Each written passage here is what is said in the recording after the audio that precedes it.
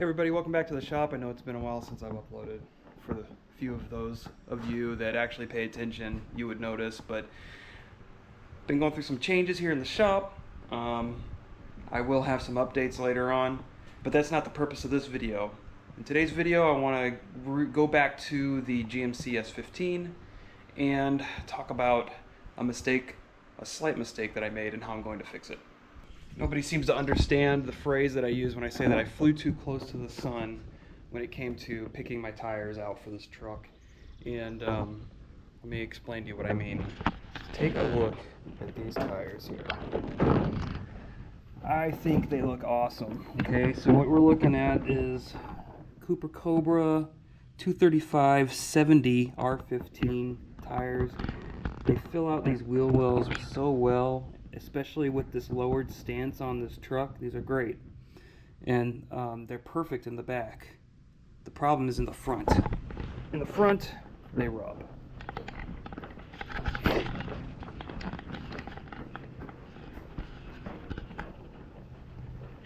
Believe it or not, it does not hit the frame. It rubs in the rear portion of the wheel well up against the fender liner here. You can see maybe the lighting here is terrible, but there's a dark spot right here. Very minimal contact on the fender liner, and I think we are going to be able to take out the fender liner and modify it in order to accommodate that rubbing, or in order to eliminate the rubbing.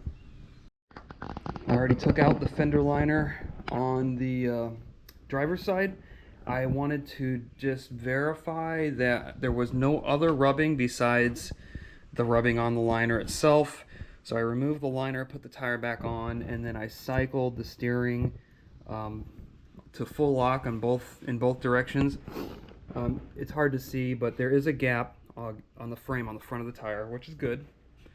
Which is interesting because my old tires were 215s, and for some reason they would rub. But they must have rubbed a little bit higher up on the frame. I don't know. And then in the rear, it does clear now without the fender liner. I want the fender liner in here, obviously, to keep the engine bay clean. But you know, take a look at that firewall, how clean it is. This is great. So the plan is going to be modifying the fender liner, and I'll try to explain what I intend on doing, but it might be a little difficult. First, let's take a look at the liner, and we can see exactly where it's rubbing.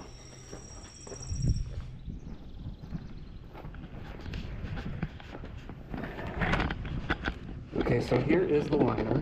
This is the back portion of the liner where the rubbing is taking place, and as you can see, maybe you can see where the undercoating has been worn off and there's some black scuffing.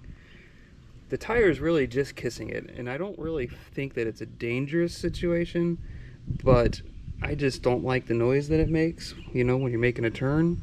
And not to mention that this truck is actually being prepared for my son as he's getting ready to learn how to drive, and I don't want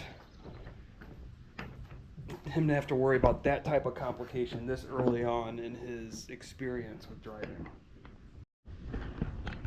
Okay, so let me explain the plan. At first I didn't want to cut the liner, but I think I'm going to have to, because there's like a 1/2 inch to 3/4 inch gap between the liner and the firewall right here, and I need that space. I don't want to expose this area here. This is the inside of the A-pillar, because if I leave this exposed, the tire is just going to fling a bunch of mud and dirt and nastiness all up in here, and it's going to make it rot out quicker than it already is rotting out. So I'm going to cut the liner, and I'm going to bring it up, and then I'm going to relieve it right here. This is the gutter for the cowl and for the door seal. Okay, so I'm going to bring it up to here, and then I'm going to cut straight across down to that mount right there. Straight line. I'm also going to relieve it back into here, because remember, this is still going to stay on the fender liner. I'm going to relieve it right here, and I'm going to tuck it back just a little bit so it meets up with this edge, and that should keep the majority of the grime out of the A-pillar, and then that'll leave this area open. This is kind of a sharp edge down here, but it's just like a lip for spot welding, so it's a good 3/4 of an inch, and I'm just going to hammer this to roll it backwards just a little bit, just in the odd case that this tire may come into contact with it. I don't think it will, but if the tire did come into contact with it, it would really tear up the tire. So that is the plan. Step number 1 is I kind of need to prepare before I even draw lines on this for cutting or anything. I'm going to need to prep it, and I'm going to need to clean it, and I've got just the right thing for it. So you may have seen me over the years use various different cleaning products when I'm cleaning metal and other car parts and things like that. I've used Diesel, and I've used some other cleaners, especially when the job is a real light duty job. But when it comes to heavy duty baked on grime, things that I've shown you this in the past, I like to use Super Clean. I feel like Super Clean is one of the heaviest duty cleaners that's out there. You can kind of feel it in your nose when you're using it. Some of these other cleaners are really gentle, and they just don't do the job. Super Clean always gets the job done for me. I'd like to thank the Super Clean team for providing products for me to use. They've always been a great supporter of the channel, and so I'm going to use this Super Clean on that fender liner, and we're going to see how well it can clean it up. If you've never tried Super Clean before and you're interested in checking it out, you can go to your local Walmart, your local Farm and Fleet store. You can go to the superclean.com web store. You can get it in a lot of different places, and it's try it out for yourself. It's pretty good stuff.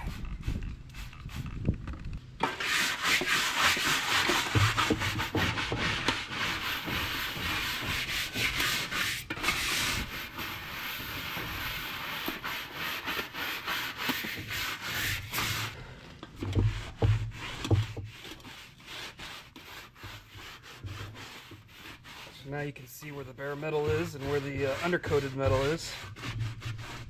The difference between the two. Do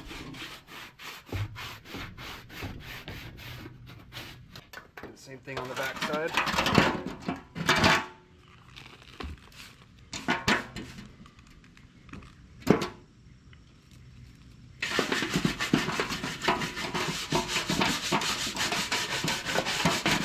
Now, you know I'm going to probably end up cleaning this whole thing and recoating it and undercoating spray. It's just the way that I am.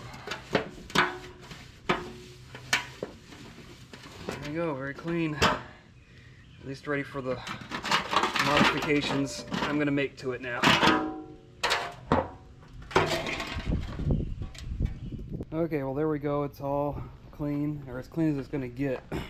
Got a lot of rust, especially where this little fabric suspension cover hits, like makes contact with the fender. It's all rusty, and down here in the valley behind the headlights. On the underside here, there's still a lot of the undercoating intact, and it's only worn where like the tire kicks up rocks and things like that on the back edge of the liner. So what I'm going to do now is I'm going to take it into the shop. I'm going to lay out where I want to cut, and I'm going to make my cuts, and then we'll kind of go from there. One of these days I'm going to figure out how to work this GoPro. So what I missed was I was showing that from this fender liner is laying on its back. So normally installed in the truck it would be like this. Okay, but I'm rolling it on its back. So this right here is the bottom bolt. And I'm measuring in 1.25 inches from the center of that bolt, and then 4 inches from the center of this second bolt, and that makes a vertical line that I'm going to cut. And then I also measured from the center of this bolt up that line 8 inches.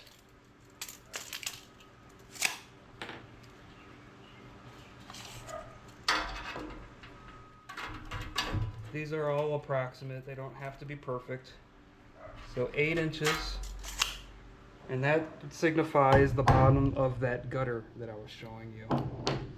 So now I just need to trim. I need to trim a straight line across over to this, where this bracket is. I don't know if I'm going to clip the bracket or if I'm going to take it down to the bottom of the bracket. I'm probably just going to take it to the bottom of the bracket because that seems safer, or it just seems more conducive to the structural integrity of this liner. So that's what I'm going to do. Flexible ruler is always handy in these types of situations. And luckily I'm not really dealing with precise measurements here. I think that's fine. I might actually curve it. I'm trying to eliminate stress risers or anything. I'm gonna cut past this to be able to fold this piece in, this flap inward. So I guess I won't create really any stress risers at all. Well, let me see how far above this bolt I want to go with this line. Okay, I'm looking at 1 1/4 from the center of the bolt. It probably actually lines up pretty good here. So if I continued this line along, it would probably land right there. Okay. So I'm going to cut here, and I'm going to cut here. And I'm going to continue that cut all the way to this lip right here. And then I'm going to figure out how I want to fold this in order to kind of guard that area. And then if I need to weld in a small gusset or something in that pie cut that I'm going to make, I'll cross that bridge when I come to it.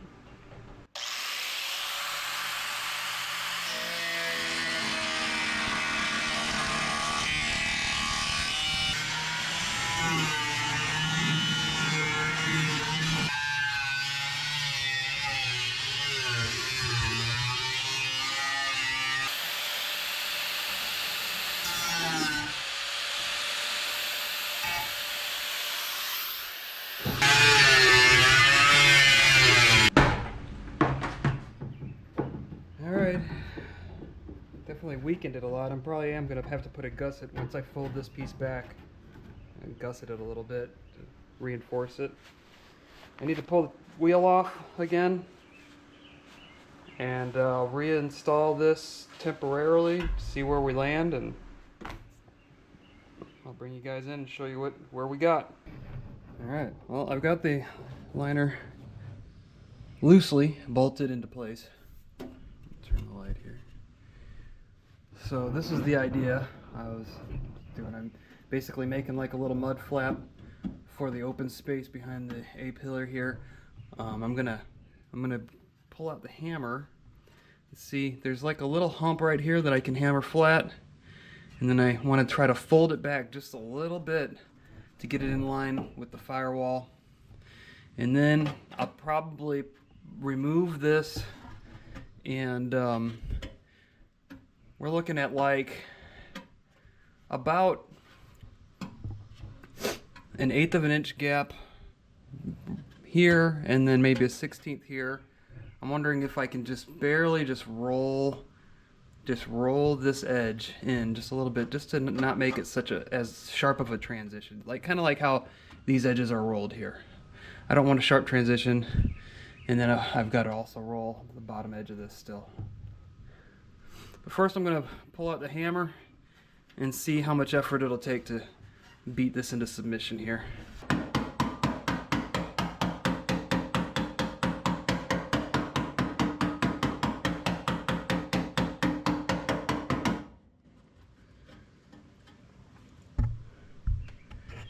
Alright, it's going exactly how I want it to. The only problem is that this is creating a gap here. I don't have a stretcher. I could stretch this, you know, if I had a stretching tool, and that would help kind of make this sit back where it belongs. But as I'm folding it in on this end, it's making this one flip out, which seems understandable.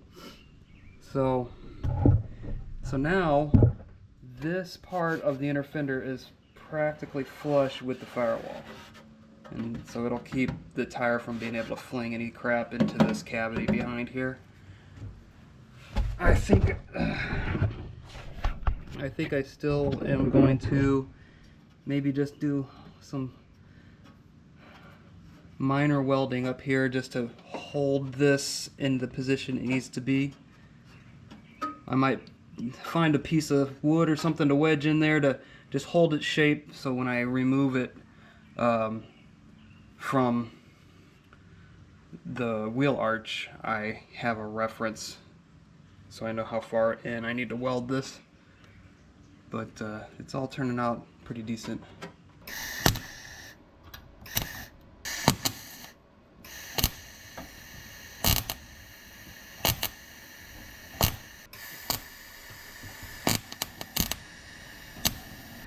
I'm definitely not good at this whole weld in place thing, so I'm going to pull this out. I've got booger welds holding it all in place, and get it to the bench where I can actually weld it up right. Well, here's where I am so far. It ain't pretty, but I should be able to clean this up and just jump in the gap.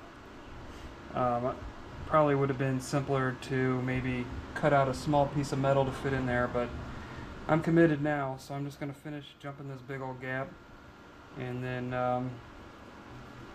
I'll smooth it all down with the flap disc, and we'll take a look and see how it looks. Ooh, man, she ugly. Remember that that adage about grinder and paint? I'm going to try to prove that right now.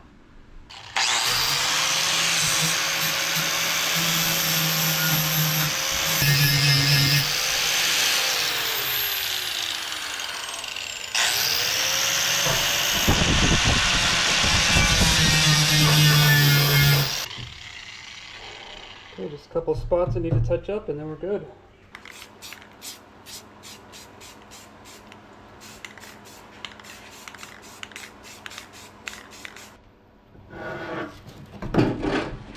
Let's not look at the back side.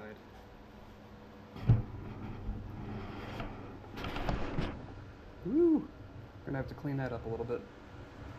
Alright, make that magically disappear as well. There we go. So I'm going to clean this up a little bit. I'll probably repaint the inside, or whatever you want to call the engine side, and then I might add some undercoating to the wheel side, and then this will be ready to be put back in and tested. Well, I figure since I'm in here, I'm going to do this the right way. So I already wire wheeled the engine side of this housing, and I'm going to treat it with some, I have some OSFO in this spray bottle. OSFO is a rust converter. It does a really good job. It prepares the surface for paint, so I'm just going to spray pretty much the whole thing down with it, and it will convert what it needs to convert. So it's pretty simple. You just spray it, and then you let it dry, and then if the rust turns black, it means it's been converted. If it stays brown, it needs another application, and you do it until all the rust turns black. Here, let me show you what it looks like when it's done its job. I just converted, or I just, worked on this metal storage cabinet, and that was all rusted out in the bottom here.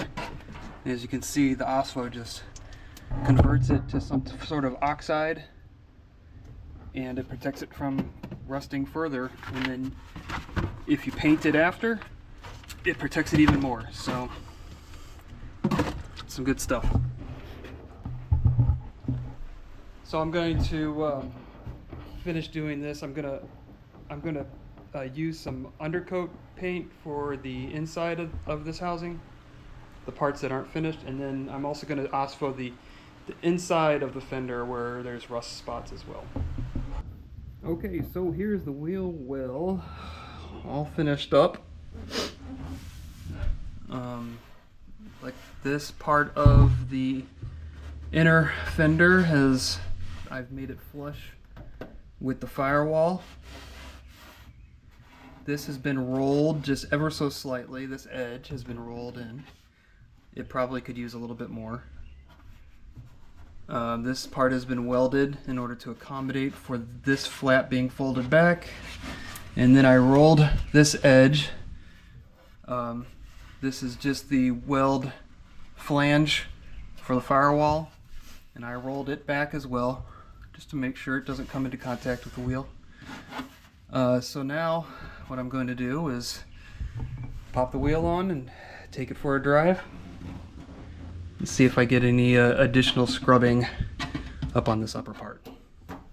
I can always take out more if I need to. Alright, here is the moment of truth. See if all this effort was worth it. So I painted back here so you can't really tell. So this line here, this is the original fender. So this is the firewall. And let's turn the wheel and see how much clearance we get.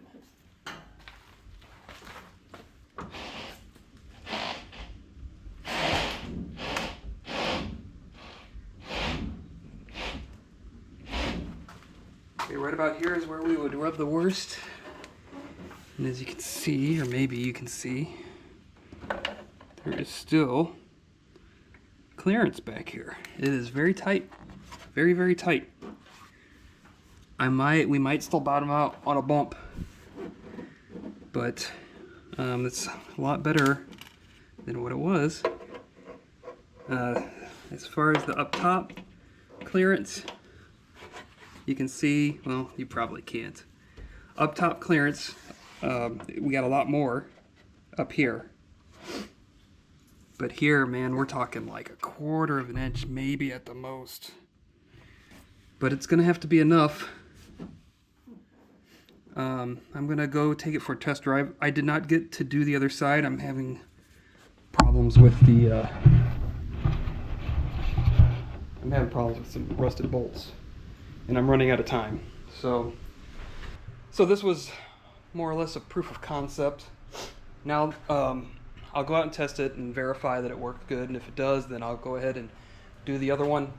I'm thinking about doing the other one in place and not even taking the liner out, because it's those bolts. There's 3 bolts that hold that fender on underneath the battery box, and the battery box has done what all battery boxes do, and it's all corroded, and the acid has dripped down on those bolts and has corroded them. And I think I might just leave well enough alone and do it in place, but we'll see. It's gonna have to be another day. Alright guys, so I couldn't figure out a good way to get video footage of the tire as I was driving. Doesn't seem to matter anyway. I did not go high enough into that wheel arch, and so the wheel is still catching. Now it's even probably worse, because now it's catching on that cut off lip on the inner fender. So worst case scenario, I'll just lift the truck back up to stock height. I'm just trying to avoid that because I kind of like how it looks the way it is. I don't know. I know people think that is blasphemy, but I like it. So I'm going to do everything I can to try to keep that lowered stance with these tires, but if I can't figure it out, truck's going back up to standard height. This has escalated quite a bit. It's okay though. I'm trying to make it look as, you know, like it came from the factory this way. So here is an uncut inner fender on the passenger side, and you can see the layout marks. This is how much material gets removed. This is a relief cut that allows me to make that flap that covers the A-pillar cavity. And so this is the driver's side fender after the cuts and the modifications have been made. There's a small jog right here that I welded in. You saw me do that. I cut out this circle, and then what I ended up doing was I rolled this edge just to give it a little bit more structural rigidity, but also in the off chance that the wheel somehow would still make contact with this, instead of catching a sharp edge like this, it will catch a rolled edge, which hopefully won't completely destroy either the tire or the inner fender. But this is up so high, I really did a lot of clearing. What I'm finding out is that the clearance is so poor that at full lock, the wheel is actually contacting the firewall now that the inner fenders are out of the way. It's not a whole lot, and it's only at full lock. I think we'll be okay.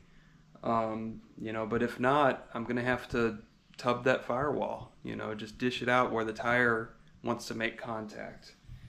In order to do that, I'm saving the curved parts of the fender that I cut out, and this is what I'll use to tub out the firewall if I have to. I've been driving the truck around without the inner fenders, and normal driving conditions I don't make any contact at all, so chances are pretty good that I won't have to do that. Alright, I'm gonna try to go over how I roll these edges on this sheet metal. This is just, I don't know, I might have picked this up by watching somebody, I'm not sure. I just have this aluminum bar here. I kind of eased over the edges and the corners, and then I take the edge that I want to work. Alright, I place it on the edge of the bar here. Then I use my ball peen hammer, and I just kind of do an angled attack on the edge, and I'm just taking about 1/4 of an inch down. And I do that all the way along the edge here.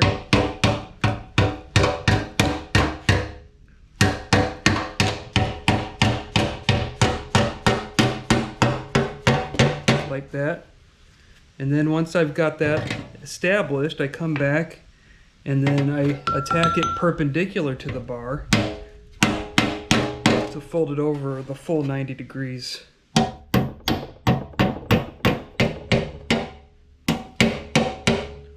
Like that. I'm sure I'm shaking the heck out of this camera, and I apologize for that, but it's pretty simple. You're not moving a ton of material, so it doesn't really warp the panel. And what it's doing is just creating a nice rolled over edge for your hands, all the edges. If you look on the stock portion of the panel, it's all rolled over. And what it does is it's like a rib, and it gives it strength, so it's not going to be so floppy in this across this dimension, because I cut out so much of the structure of this inner fender. I'm just kind of putting some of that rigidity back in. And I'm also creating a nice eased edge just in case the tire does come into contact with this. So, fairly simple, fairly easy.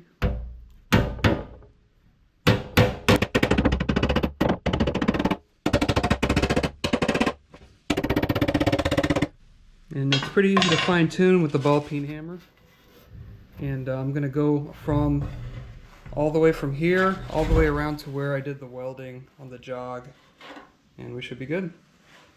Alright, so even without the wheel houses in, the tires are still making a tiny amount of contact with the firewall, and I think that's going to be inevitable. I was thinking about, I have some dished out pieces of metal that I could kind of weld in a relief right in this area, but the problem is the body mount is right back here, and it just gets complicated because it's a pretty heavy duty piece of metal. So what I did on the other side, what I'm going to do here is I'm going to hammer back this flange. This is just a welding flange. You can see these fresh welds here. That's from when I replaced the floor pans. I'm just going to hammer this back. I mentioned it before. So when the wheel at full lock makes contact with the firewall, it's not going to catch on that lip, because that would be much more catastrophic to the tire and potentially to this flange than if it just rubs on this flat surface up here. The black stuff you see here isn't from the tire. This is actually when the paint caught on fire when I welded in that floor pan. So I'm just going to hammer this back, and I'll show you what it looks like when I'm done. Okay, so that's really all it is now this flange is tilted back about 30 degrees off the 90, and just in this area where the wheel is likely to make contact. And again, like I said, it's a tiny amount of contact and it's at full lock, so it's not going to be anything that happens at high speed, and it's rarely going to happen anyway. I'm comfortable with that, at least for now. If it becomes an issue, I may address it later on, but now that this flange is hammered out of the way, we should be good. So that flange wraps under the shadows. So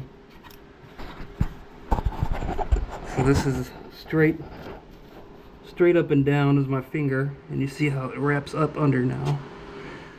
I did that on the other side too, and it seems to have helped. Okay, so here's the passenger side wheelhouse. Everything, this is kind of how the driver's side looked too before I painted everything. So this is the firewall right here. I may have cut a little too far on this side. You can see there is a hole that a previous owner put in to pass power through for an amplifier, but I can plug that hole. Not a huge deal. I feel like the wheelhouse still serves its purpose in protecting the engine bay from intrusion of rocks and water and salt and everything. There are splash guards that fit in here. Mine were missing, so I got to order them, but they cover this area and, you know, just further keep debris out of the engine bay. I anticipate just the tiniest bit of rubbing right in this area, just right in this corner. And if this truck was at stock height, that wouldn't be an issue. But since it is, since it's lowered, there's just a tiny bit of contact that's going to happen here. I'm going to paint this and drive around for a while, and then there should be some witness marks where the tires rub. But again, if this is anything like the driver's side, it's only going to rub at full lock. I did a little metal work here. I'm not a metal worker, but I did hammer along this edge with the ball peen hammer, and I feel like it did do an okay job of stretching this flange here. I could have done a little bit more, but it lays a lot flatter on this side than it does over on the driver's side, because when I folded in this flap, it created kind of, you know, it created like a pivot, like a fulcrum right here, which makes this part of the flange want to come out as I push this part of the flange in. But this part does its job. It's covering the cavity where the A-pillar is, and that was why I kept this section of the wheelhouse. I mean, if I wanted to, I could have just cut just up and cut it all the way back to here, but I did not want to throw a bunch of salt and rocks and dirt and water into the A-pillar cavity, because I think it does drain, but I just, you know, the less debris that gets in there, the better.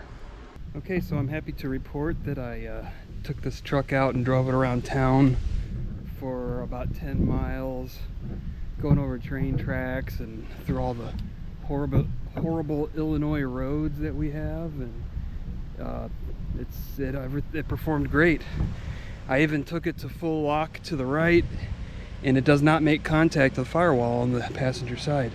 It just barely kisses the driver's side, like I said, when I do full lock to the left. So I think that's something I'm going to live with. Here's a look at the truck, all out in the sun.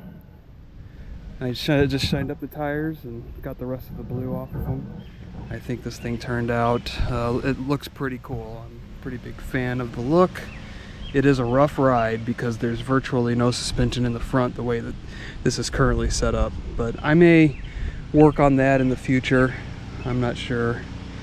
I do get a slight ticking noise coming out of the passenger front tire, and that speeds up and slows down with my speed. Something inside the wheel is making contact with maybe something on the brakes, but it's very, very light tapping. I don't feel it in the floorboards or anything like that, so I'm not too concerned about it. So I'm pretty happy with those results. If you have any suggestions for me about what I could have done different or better, I'm all ears.